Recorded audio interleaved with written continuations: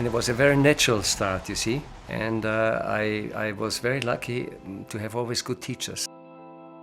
If we talk about the 60s, I was able to do some really nice things, like the Pilier du Freinet, where we had the third ascent, I believe. That was something which gave me a lot of confidence. My type of climbing was free. And of course, the big hero to us also was Walter Bonatti. We were just trying to copy him. We were aware that lightness is one of the major things in alpinism. I was stunned by the Yosemite, especially, this El Capitan and Half Dome and the Leaning Tower. But I was even more stunned about the friendship. I would meet, Tom Frost was there, Chouinard was there, Royal Robbins was there, Chuck Brett was there.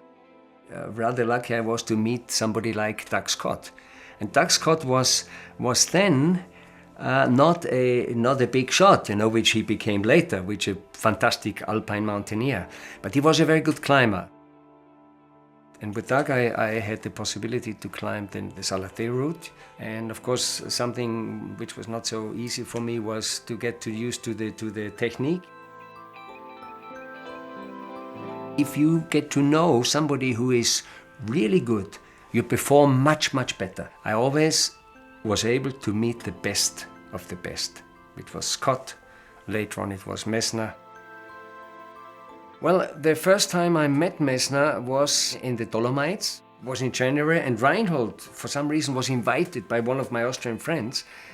We sort of teamed up, and of course I sooner or later realized, well, this guy is without limits, I remember we were the first ones climbing the north face of the Eiger in one day, it took us about 10 hours. A bivouac always means a certain danger.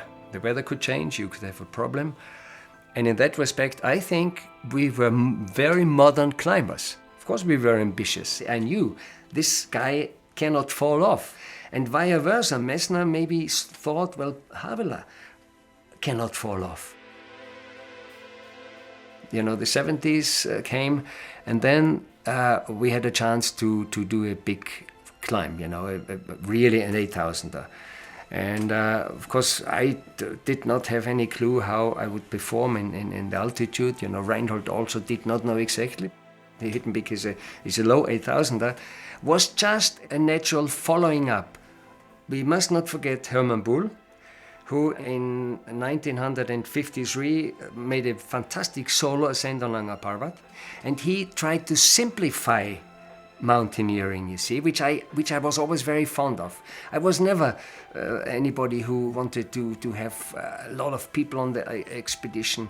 I wanted to do it more elegant, if I could say so. I wanted, like Messner also did, naturally, I wanted not to use oxygen. I didn't want to have heavy equipment, right? This was very important to us. And then, of course, we just followed Bull's line. And it was high time, I think in 75, to do something in a team of two, doing this peak like we would do a climb in the Western Alps. We should not forget we were fast, we were very fast. We could train in the Austrian Alps, in the Swiss Alps, where we were high already. At that time, of course, I had no idea, was this a big thing or was it not? That we could start an area which I think was very important, to get away from the big expeditions. And to say it clearly and frankly, I was never fond of big expeditions, because you are distracted. There's always something going on which you don't like, and your concentration is not so good. And I did have, on the 78th expedition, problems.